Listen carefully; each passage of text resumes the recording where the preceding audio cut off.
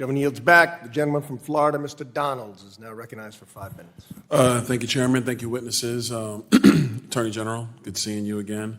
You know what? This is a great hearing, actually, and I know that some of our colleagues on the other side don't really want to focus on this sector or what's happening here in our capital markets. And I honestly believe the reason why they either A, don't want to focus on it, or B, say it's a waste of time is because it helps them achieve a lot of the political and social ends that they want to see without actually having to come here and vote. So this works a lot better when you have small pockets of activist shareholders bringing board proposals ad nauseum, and they kind of overwhelm the C-suite, if you will, to accomplish these things through the corporate sector that you could not get through the legislative process.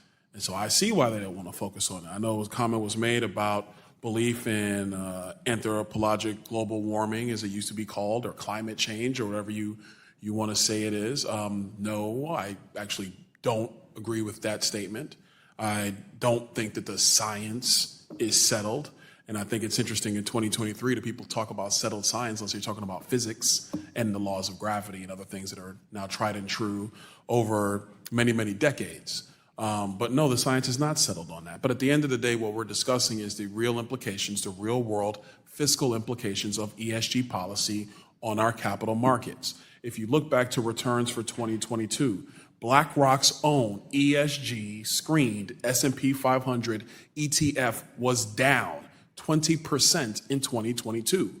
It lost 20% of its money. And by the way, if you look at the fees for that fund, the fees are much higher than a baseline ETF just taking the S&P 500 as a basket of securities and delivering it to somebody with an IRA, or if it ever got batched into any matrix of a 401k that might be out there, even one that might be available to pensioners in the state of Minnesota. That broad-based S&P energy sector ETF was up 50% last year. 50%. Now, the reason why it's easy for me to talk about this is because I actually was a fiduciary. See, I was an investment advisor. I did the job. I would never invest my clients in ESG funds because they are more expensive and the returns are not there.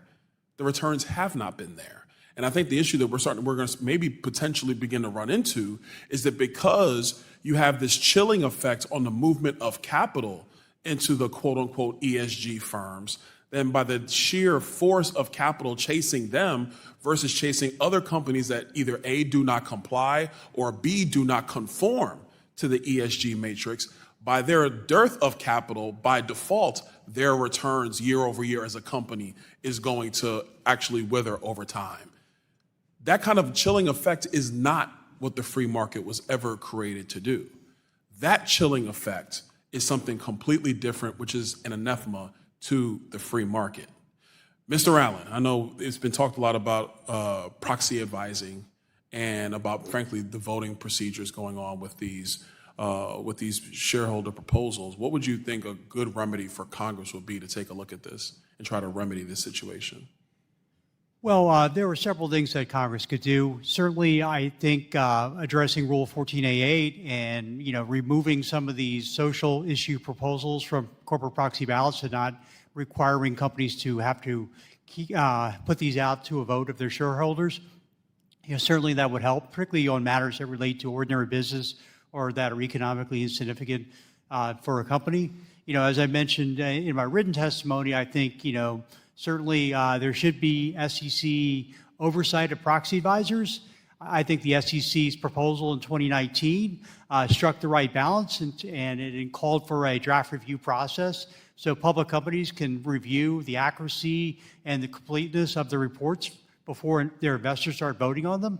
Because part of the problem is that there are a number of smaller asset managers who don't put the resources into proxy voting and essentially vote blindly or in lockstep with the proxy advisors. That's unfortunate, and it dilutes the voice of the other investors who are being more thoughtful, including the voice of retail investors who own shares directly in companies. No, I totally agree. And I think, look, when it comes to the question of materiality, when it comes to this stuff, at the end of the day, what is material is what matters to the financial operations of the company, because the investment is into the company itself, not into the environment writ large, not into the social system of the United States or the world for that matter. It is the going concern of the company. And with that, I yield back. Gentleman's time has expired. Gentleman yields back.